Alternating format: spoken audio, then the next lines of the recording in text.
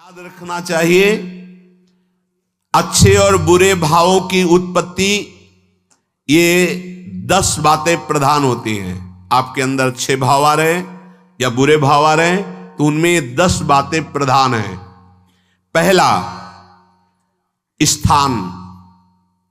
आप कहां बैठे हैं, कहां रह रहे हैं, किस जगह खड़े हैं, आपको स्थान देख करके ही बर्ताव में उतरना है।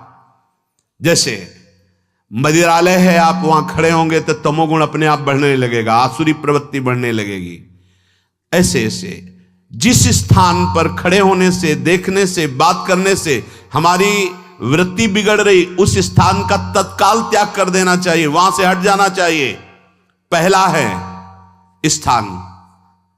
जैसे सत्संग, यमुना जी का एकांतिक पावन तट, किसी लता के नीचे, किसी संत भगवान के सानिध्य में, अब हमारा ये स्थान भजन वृत्ति बढ़ाएगा।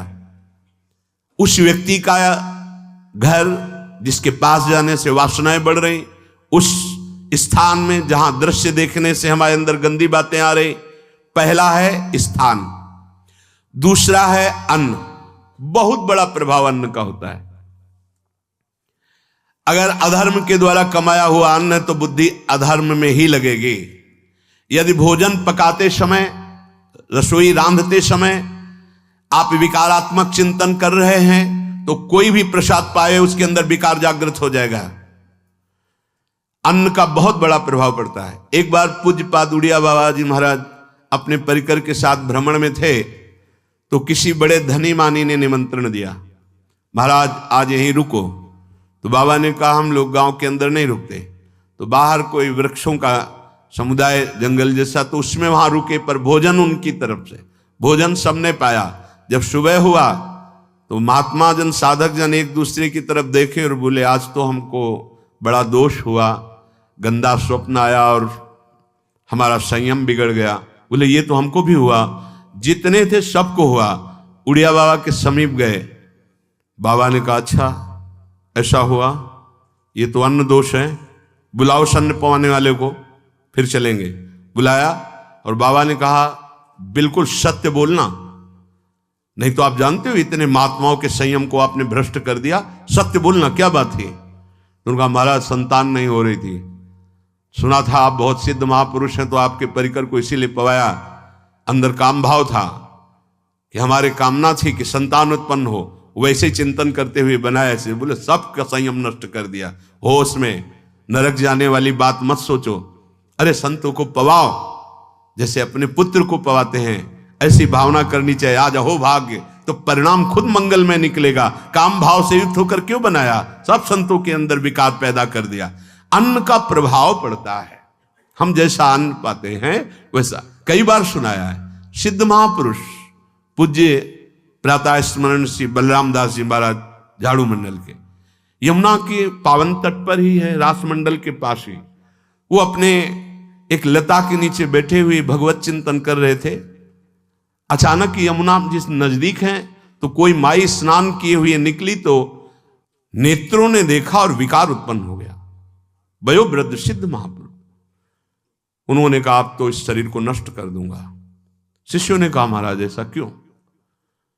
बोले किसी माता के शरीर को देखकर हमारे अंदर विकार क्यों आ गया?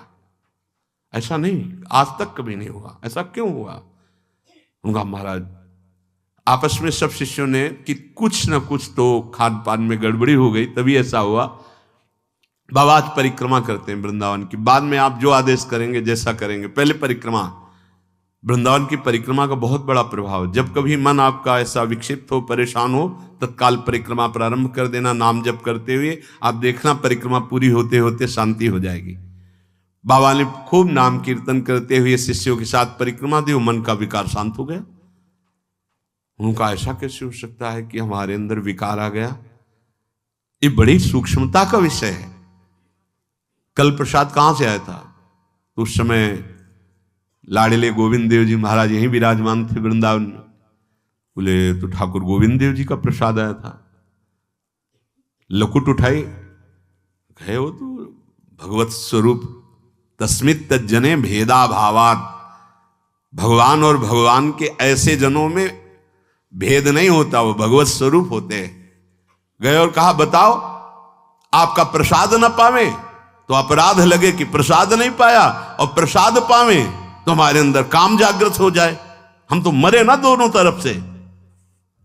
तो ठाकुर जी बात कर रहे थे, दूसरों को नहीं सुनाई दे रहा था। कह रहे थे कि देखो नाराज मत हो, कलकत्ता की वैश्या थी, उसने भोग लगाया, अब उसने भोग लगाया तो हमने चख पाया, तो आपको प्रसाद का किनका लेना चाहिए? किसने कहा था कि पूरा प्रसाद पाइए? जरा किनका ले लेते हो, मधुकरी पाते। हाँ ये बात आपकी मान, तो हमारा तो पूरा विश्व है, कोई भी भोग लगाएगा हम तो पाएंगे। और हमारे प्रसाद की निष्ठा आप सबके हृदय में, तो किनका लीजिए, पूरा मत पाइए। सोचिए, भगवद अर्पित प्रसाद और वृत्ति भगवान ने आदेश किया किनका पाओ, माधुकरी मांग के खाओ। यहां वर्णन कर रहे, यदि हम अन्न थोड़ा भी हमारे अंदर दूषित चला गया, तो जब कभी ऐसी विकार की भावना हो, आपके अंदर विकार बन रहा है, तो खोजिए। आपने कोई दृश्य देखा है, आपने किसी से बात की है, आपने कोई ऐसा संकल्प बनाया, नहीं, तो फिर भोजन दोष आ गया, अब आज उपवास कर दो। जब तक वो वृत्ति न नष्ट हो तब तक कुछ मत पाना, जल से काम चलाना, तो एक दिन एक पहर अपने आप शांत हो जाएगा। अगर बहुत विकलता हो रही तो नाम कीर्तन शुरू कर दो, भोजन मत पाना, नाम कीर्तन शुरू, बिल्कुल शांति मिल जाएगी, बिल्कुल। और ये तो उदाहरण महापुरुष इसलिए देते कि हम सावधान रहें। हमारे अच्छे भाव या बुरे भाव में ये 10 बातें बहुत प्रभाव डालती हैं। पहला स्थान, दूसरा अन्न, और तीसरा जल। पानी भी बहुत संभाल के, नहीं आजकल तो देखो प्रायः ऐसे दांत से प्लास्टिक नोचेंगे, ऐसे पानी पिएंगे, कब भरी गई, कहां भरी गई, कैसा पानी, बड़ा देखो कैसा हमारे भजन साधन के लिए विक्षेप पैदा होता चला जा रहा है। पहले सुंदर सरोवरों का जल, मतलब 15 वर्ष तो गंगा जल ही केवल पिया है, जो आकाशवृत्ति से मिला नहीं, गंगा जल ही पिया है। कुआं का जल, फिर आया हैंडपैप का जल, अपवित्र होने लगा। हैंडपैप में जो वाशर, अगर वो कहीं चमड़े का पड़ा हुआ है तो अपवित्र जल हो गया। अब हैंडपैप का भी अंतर ध्यान स्वरूप हो गया, अब तो नहीं दिखाई देता। अब रह गया है मोटर से निकले और फिल्टर में जाए, वो मशीन जो फिल्टर करती पानी को, आरओ, उससे। अब वो जिनके पास है तो है, नहीं तो परिक्रमा लगाया हो, आपको पानी पीने को नहीं मिलेगा। देखो कैसा समय आ गया। भोजन, पहले कोई दगाबाजी भोजन में तो नहीं करता था। गांव में जब जिसके यहां दूध बेचा जाता था ना, उसको बहुत लघु दृष्टि से देखा है, गाय माए एक बराबर होती है, ये दूध बेचता है। 10-5 किलो मठा तो आप ऐसे मांग के ले सकते थे, अगर अड़ोस पड़ोस में वो मठा मिल जाएगा। जब कोई उत्सव होता, फ्री दूध 100-200 500 किलो पूरे गांव के सब दे देते, कोई ऐसे बेचता था। अब दूध नहीं, जब बूढ़े लोग बैठते थे कहते थे पानी बिकेगा आगे चल के। आज पानी बिक रहा है, नहीं बिक रहा, पानी बिक रहा है। हमें लगता है सबको ही पैसे से ही पानी है। वो बोतलें नीली नीली नहीं, इतनी बड़ी बड़ी बिकती, उन्हीं से पानी पिया जा रहा है। आगे और समय जल का प्रभाव पड़ता है। जैसे हम गंगा जल पीते थे, सही कहते हैं, कई दिन जब भोजन नहीं मिलता तो पूरी पौष्टिकता गंगा जल से मिलती थी। गंगा माता के जल से ऐसा लगता था मानो हम परम पावन अमृत पान कर रहे हैं, सारी पौष्टिकता मिलती थी। कुएं का जल अपने आप में पौष्टिकता से युक्त होता है, जो हमें चाहिए। आज देखो जल की समस्या हो गई। पवित्र जल पीने के लिए हम तरस रहे हैं, कहां हो जल और कैसे मिलेगा जल? या तो आप पैसे वाले हो तो आप खरीद करके पीजिए, नहीं तो अब वो जल नहीं रह गया कि कुएं से निकाला पी लिया या सरोवर से पी लिया, या कैसा दुर्भाग्य है। जल का बहुत बड़ा योग है साधना में। जैसे स्थान का तो परम पावन वृंदावन धाम, अन्न का तो अब हम भगवत प्रसाद पाते हैं, तो जल का बहुत बड़ा योग है। आज दूषित होता चला जा रहा है, क्योंकि अब हाथ की बात नहीं रह गई है कि आप सुंदर कुआं से जल लें या सरोवर से जल लें या आप नदी से जल लें। हाँ, स्वामी जी के लिए लिखा हुआ है कि रोज यमुना स्नान और रोज यमुना जल ही पान। हमारे वृंदावन के समस्त भगवत स्वरूपों का स्नान यमुना जल से ही होता था, हो रहा है और होता ही रहेगा। बिहारी जी के लिए आज भी कलश में भरकर यमुना जल ही जाता है। तो वो कपड़ा से ऐसे ढक के, जब हम 2 बजे परिक्रमा देते थे तो एक महाभागवत है, वो किसी को छूते नहीं, दूर से कहते छूना मत, बिहारी जी के लिए जल जा रहा है स्नान के लिए बिहारी जी का। फिर चौथा है आपका परिकर, जहां पर रह रहे हैं वो समुदाय, चाहे परिवार हो या आप समुदाय, वो कैसा है, रजोगुणी है, तमोगुणी है, सतोगुणी है या त्रिगुणातीत भागवतिक है, उसका प्रभाव पड़ेगा। पांचवा है आपका पड़ोस, आसपास वाले घर, जैसा है वैसा प्रभाव पड़ेगा आपके ऊपर। पड़ोस निंदनीय है तो बंधन से युक्त होना पड़ेगा। लंका के पड़ोस में रहने के कारण अगाध महिमा वाले समुद्र को बांध दिया गया। रघुनाथ जी ने पुल बांधा और दंड देने के लिए तैयार हो गए थे सरकार, अग्निबाण संधान कर लिया था, पड़ोस के कारण ही तो ना, पड़ोसी रावण था। इसीलिए आस पड़ोस का बड़ा प्रभाव पड़ता है। फिर अगला है दृश्य, इस पे बहुत सावधानी की जरूरत है। ये मोबाइल भगवान चल गए हैं, बहुत विस्तार से चल गए हैं। अब कोई छोटा मोबाइल रखना नहीं चाहता, सब वो स्क्रीन वाला रखना चाहते, टच मोबाइल। दृश्य से बचो, बच्चों, जवानों, बूढ़ों, सबकी वृत्ति जो माया आकर्षित करती, जो दृश्य हम देखने के लिए अंदर से उल्लसित है, वो मोबाइल में सब है, चाहे भागवतिक और चाहे सांसारिक। तो भाई देख लो, गुण दोष में संसार है। अगर आप दोष ग्रहण करना चाहते हो तो दोष ले लो, गुण तो गुण। बहुत बहुत खतरनाक विषय है और बहुत लाभदायक विषय है। किसी संत की वाणी एक बार समझ में नहीं आई, अगर हम 10 बार सुने तो समझ में आ जाएगी, ये लाभदायक है। कभी कोई किसी से बात करनी, पहले जाए तो पोस्ट कार्ड चलते थे, एक कार्ड, वो 15 पैसे का इतना बड़ा वाला आता था, 25 पैसे का बंद वाला लिफाफे में आता था, नीले नीले कागज का 15 पैसे वाला कार्ड। उसमें चिट्ठी जाती थी महीनों में, कभी यहां 1 मिनट में अमेरिका से बात कर लो, कितनी बढ़िया बात हो गई। उसका दुरुपयोग ना करो। अब हमारी इतनी चंचल वृत्ति है कि दुरुपयोग करने के लिए उत्साह बढ़ जाता है। बोले अब सब काम हो गया है, अब एकांत सेवन कर रहे हैं, अंदर से सिटकिनी बंद और मोबाइल भगवान का संग शुरू। 2-4 मिनट सत्संग और अच्छे दृश्य देखे, फिर बगले में वहां सब होता है कि आप बस उसको ऑन कीजिए, फिर जो मनोरंजन शुरू होता है, फिर उपासक मिटिया मेट हो जाता है। ये बहुत सावधानी की बात कह रहे हैं। वैसे हमें लगता है यदि आपको इस बड़े कार्य वाले ना हो तो छोटा मोबाइल रखे तो अच्छा रहता है। तो इसलिए ये एक ऐसा कलयुग भगवान ने रचा है कि बचा पाना बड़ा मुश्किल है। इससे वृत्ति को बचाओ, जो बचा ले गया वो आगे साधना कर सकता है। बहुत सावधान बच्चों। हमें लगता है यदि आपका मन चंचल हो, आपके शासन में ना हो, तो स्क्रीन वाला मोबाइल अपने माता पिता को दे देना चाहिए। और हम कहते रखो, छोटा वाला रखो, कभी कोई आपत्ति विपत्ति या सूचना देनी हो, बढ़िया काम करता है। जरूरी नहीं है इतना बड़ा लेके चलना।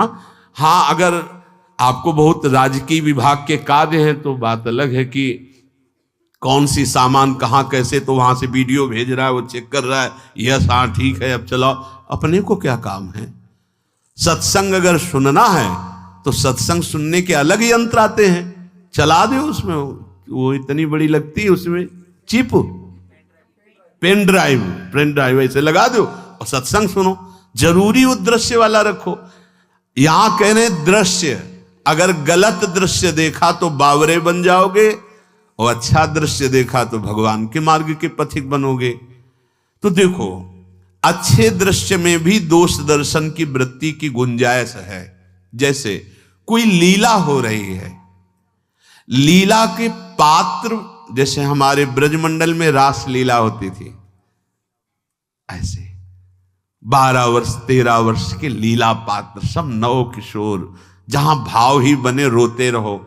अब वहां बड़े बड़े लीला पात्र हैं, अगर हमारी भावना शासन में नहीं है तो वहां हम अंग प्रत्यंग के दर्शन से हमारी हाव भाव वहां जो हो रहा है उससे हमारी वृत्तियां बिगड़ जाएं। जब छोटे छोटे लाडली लाल परस्पर खेलते हैं तो केवल आशीर्वाद देने को, रोने का मन होता है। अगर आप लीला भी देख रहे हैं तो बहुत सावधानी की जरूरत है, क्योंकि वो चिदानंद शरीर नहीं है, पांच भौतिक शरीर। हमारी दृष्टि पंचभूत में लगी हुई है। नाम जप करो, लीला गायन करो, फिर देखो जो लीला है, यही जीवन का परम सुख मिलेगा। सच्ची मान लीजिए। बस हम बार बार ये कहते हैं, मोबाइल का सदुपयोग कीजिए, दुरुपयोग नहीं। मोबाइल बुरा नहीं, उसका प्रयोग बुरा है। दृश्य और साहित्य, वैसे ही मनोवृत्तियां फिसलने वाली हैं, और जब ये आ गया कि फिसलाने में कितना लाभ है तो ऐसा कोई साहित्य और आलोचना, ऐसी कोई वार्ता ना करे जिससे हमारे अंदर गंदे भाव आवे। यदि अच्छी चर्चा करते हैं तो अच्छे भाव आते हैं। देखो, अभी ऐसी कोई भावुक चर्चा होने लगे तो सबका हृदय द्रवित हो जाएगा, और गंदी चर्चा हो तो हमारा हृदय विकार युक्त हो जाएगा। और कार्य, आप जो कार्य करते हैं उसका प्रभाव आपके मन के ऊपर पड़ता है। और उपासना, आप उपासना भोगों की करते हैं या योग की करते हैं, ये 10 से भाव बनते हैं और 10 से भाव बिगड़ते हैं। स्थान, अन्न, जल, परिवार, अड़ोस पड़ोस, दृश्य, साहित्य, आलोचना, आजीविका का कार्य और उपासना।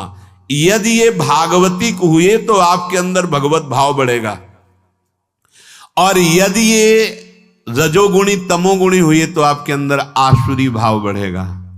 इन 10 से सावधानी पूर्वक व्यवहार होना चाहिए। जैसे आस पड़ोस में है तो बड़ी सुविधा है, यहां कोई किसी से मतलब नहीं रखता। बगल वाला कौन रह रहा, किसी से मतलब, ये बढ़िया है। ज्यादातर गांव में होता है। अपने यहां ये अच्छा है कि जैसे आप अपने कमरे में गए, किसी से कोई मतलब नहीं है, वैसे ऐसा ही जीवन रखना चाहिए। अड़ोस पर ये ज्यादा जो व्यवहार मित्रता बढ़ाने वाला विषय, ये धाम में नहीं है। वृंदावन में ऐसा नहीं व्यवहार रखना चाहिए। आपके पड़ोस में कौन रख रहा है आपका परिचय नहीं होना चाहिए, कौन कौन रह रहा है आपकी जानकारी नहीं होनी चाहिए। नजर नीची की, अपने कुटिया में गए, अपने ठाकुर जी से मतलब, अपने भजन से मतलब। ना पड़ोसी को कुछ देना चाहिए ना लेना चाहिए। बात समझ लेना कि जैसे आज उत्सव है, उनको हम बुलाते हैं, वो हमारे यहाँ, ये व्यवहार यहाँ नहीं है। बनवासी हो, ठाकुर का भोग लगाया, और अगर आपको बांटना है तो बाहर निकलो, आधा किलोमीटर दूर ऐसी जगह बांटो जो तुम्हें राधे श्याम दोबारा ना बोले। फिर वो तुम्हें बुलाएगा, फिर वो बैठेगा, फिर प्रपंच की बातें होंगी, निंदा स्तुति की होंगी, फिर बड़ी संगोष्ठी होती है, पता चलता है। क्या फायदा ऐसे जीवन से। आप वनवासी हो, समय एकांत में दीजिए, अपनी कुटिया में बैठिए, नाम जप कीजिए, निकलिए, सत्संग सुनिए, ठाकुर दर्शन कीजिए, परिक्रमा कीजिए, फिर अपनी कुटिया में। ज्यादा व्यवहार में नहीं उतरना चाहिए। ये वनवास है, वृंदावनवास। सत्संग का सेवन, रजोगुण तमोगुण का त्याग, तो दुष्संग से आप बच जाएंगे। दुष्संग से बचने का मतलब है काम क्रोध मोह स्मृति भ्रंश बुद्धिनाश सर्वनाश कारणत्वात्। देवर्षि नारद जी कहते हैं, अगर दुष्संग का त्याग हो गया तो आप काम का, क्रोध का, मोह का, जो हमारी भगवत स्मृति का नाश कर देते हैं, जो हमारी बुद्धि का नाश कर देते हैं, जो हमारे सर्वनाश करने वाले हैं, इनका त्याग कर पाएंगे। कुसंग अगर हो गया तो इनका त्याग नहीं हो सकता, बहुत कठिन हो जाता है। भगवत संबंधी तत्वबोध होना या भगवत रहस्य लीला में प्रवेश पाना, जो अपनी इंद्रियों को भोगों में तृप्ति कराने की कोशिश कर रहे हैं, उनका चिंतन भोगों का ही होगा।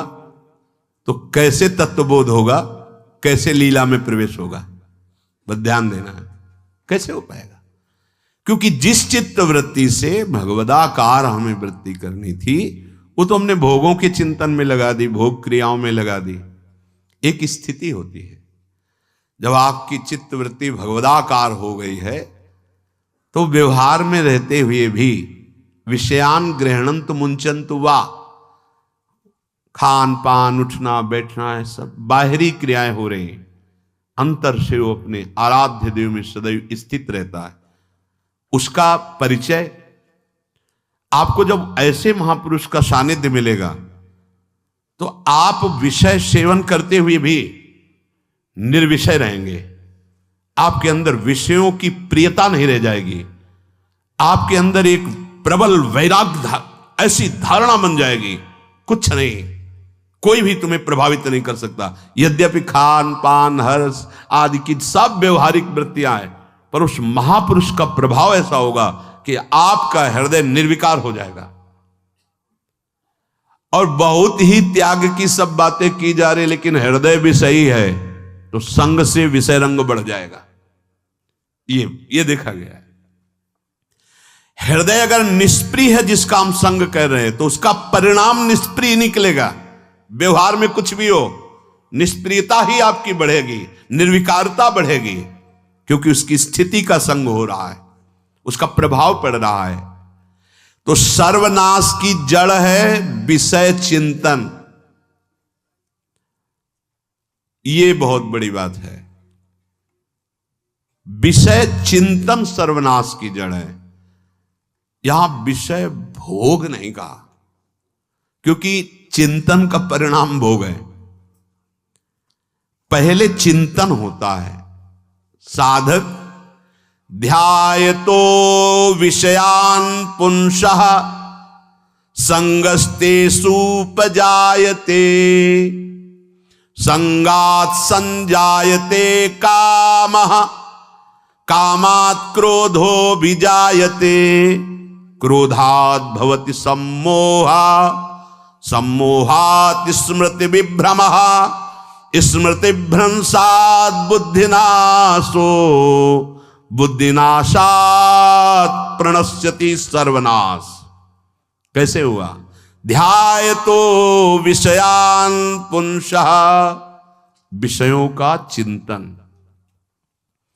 इसीलिए अनन्यश्चिन्तयन्तु माम भगवान आदेश करते हैं।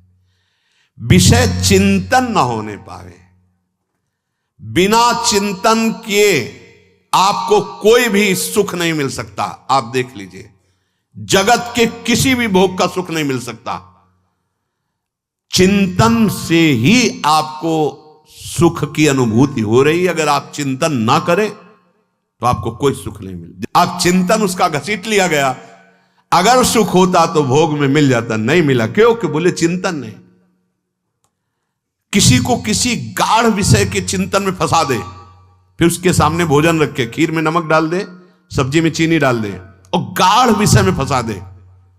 तुम्हारा लड़का जो अकेला था, वो ऐसा ऐसा दुर्घटना हो गई, वो अस्पताल में, अब जल्दी से भोजन पाओ और निर्णय बताओ। वो बिल्कुल नहीं बता पाएगा कि खीर में नमक था, सब्जी में चीनी थी। उसका चिंतन वहां फंस गया। अगर ऐसे चिंतन हमारा प्रियाजू में फंस जाए तो संसार के सब क्रियाएं होते हुए भी वो परमहंस है, वो विदेह है। चिंतन, हम लोग चिंतन में चूक कर देते हैं तो फिर क्रियाओं में हमको बंधना पड़ता है। नहीं, सच्ची माने कोई भी क्रिया उसे बांध नहीं सकती। तो क्या जिनका भगवत चिंतन होता है वो असत क्रियाएं भी करते हैं क्या? तो बोले जब चिंतन ही नहीं तो असत क्रियाएं कैसे हो सकती है? पहले क्रिया के असत चिंतन होता है। आप देखना, कोई भी कार्य पहले चिंतन होता है। इसीलिए यहां कह रहे हैं ध्यायतो विषयान पुंसा संगस्तेषु उपजायते। पहले सबसे पहले विषय का चिंतन होता है। अगर विषय का चिंतन ना होने पावे तो आपको कोई फंसा ही नहीं सकता भोग, कोई भी भोग नहीं फंसा सकता। जहां विषयों का चिंतन हुआ तो संग की प्राप्ति, विषय भोग की प्रबल इच्छा, प्रबल आसक्ति, और वो जो चिंतन हुआ था वही आपको सुख दे रहा है। वही, वहां सुख नहीं है, आपके चिंतन का वहां सुख। जैसा चिंतन, अगर आपका चिंतन विक्षिप्त कर दिया जाए, एकाग्र ना होने पाओ, तो किसी में आपको सुख नहीं मिलेगा पक्का। अगर वही चिंतन सावई मना कृष्ण पदार विंदे हो तो कोई सुख है। गोपी जनों के पति भी हैं, पुत्र भी हैं, पूरे परिवार की सेवा करती हैं, और बड़े बड़े परमहंस उनकी चरण रज वंदना करते हैं। क्यों? क्योंकि उनका चिंतन भगवान का हो रहा है। एक भी वृत्ति शरीर चिंतन में नहीं, बलिहारी है। मुरारी पादार्पित चित्त वृत्ति। विषयों के चिंतन से विषयों में आसक्ति पैदा होती है। आसक्ति से विषय कामना की प्रबलता और क्रिया होती है, और क्रिया में बाधा पड़ने से क्रोध पैदा होता है। क्रोध से मूढ़ता छाती है, मूढ़ता से स्मृति भ्रमित हो जाती है, स्मृति भ्रंश से बुद्धिनाश होता है, और बुद्धिनाश ही सर्वनाश है। इसलिए चित्त का निरंतर अधिक समय तक सावधानी पूर्वक भगवन नाम में, भगवत लीला में, आप सब भगवत कृपा पात्र जन है, चिंतन न बिगड़ने पावे। होता क्या है कि क्रिया से तो हम सावधान है, समाज है, क्रिया से तो हम सावधान, क्योंकि समाज भी है, व्यवहार भी है सामने, लेकिन चिंतन तो कोई नहीं जान रहा ना, अंदर ही अंदर हम क्या चिंतन कर रहे हैं। तो साधक चूक कर बैठता है। देखो, बाहर चूक होगी तो उसका प्रायश्चित हो ही जाएगा, चार लोग निंदा करेंगे, पिटोगे, अपमानित होगे, प्रायश्चित। लेकिन अंदर जो हमारा गलत चिंतन हो रहा, पूरा का पूरा अंदर हृदय मलिन कर देगा। हमें उस बात का प्रायश्चित भी नहीं होगा, हमें जलन भी नहीं होगी कि हम गलत चिंतन कर रहे हैं, क्योंकि सावधान नहीं है। खास बात साधना में चिंतन संभालने की है। काम क्रोध मोह स्मृति भ्रंश बुद्धिनाश सर्वनाश कारणत्वात्। देवर्षि नारद जी कह रहे हैं चित्त का जहां अधिक चिंतन होता है वही हमारी तन्मयता बन जाती है, वही हमारा स्वरूप होने लगता है। बोले बहुत कामी पुरुष है, बोले बहुत क्रोधी पुरुष है, बोले बहुत नीच पुरुष है, पूरा संबोधन होने लगा उसके लिए, क्योंकि वो उसी चिंतन से, वैसी क्रियाओं से। अरे बोले तो बड़े भगत हैं, भगवान के स्वरूप है साक्षात। जो हम अधिक चिंतन करते हैं वही क्रियान्वित होता है, जो क्रिया होती, चिंतन होती, वैसे हमारा स्वरूप बन जाता है, वैसी हमारी स्थिति हो जाती है। सांसारिक विषयों और विषयी पुरुषों का शरीर संग, वाणी संग, मन के द्वारा संग, ये आपके अंदर विषय चिंतन बढ़ा देगा, विषय क्रियाओं में लगा देगा। इसलिए बहुत सावधान। विषय में कोई ताकत नहीं है, विषयासक्ति दुर्गति कर देती है। एक बार देवर्षि नारद जी जनक जी से कहा कि आप विदेह राज कैसे हैं, पत्नी भी है, परिवार भी है, सब वैभव भी है, वो आप एक राजा होते हुए विदेह राज। उनका आज विश्राम कीजिए, कल सुबह चर्चा करेंगे। तो रात्रि में अपने शयन गृह में देवर्षि नारद जी को शयन कराया और अपनी अर्धांगिनी से कहा कि आप जाकर शयन कीजिए देवर्षि नारद जी के साथ, जो आज्ञा। अब वहां देवर्षि नारद जी के समीप जब नारद जी ने देखा कोई स्त्री, तो शकिल गए और शकिल गए। वो तो आज्ञा जैसी हुई थी, जब दीवाल मिली तो दीवाल की तरफ मुंह करके लेटे रहे। अर्धरात्रि में उठी और चली गई। देवर्षि नारद जी सुबह गए,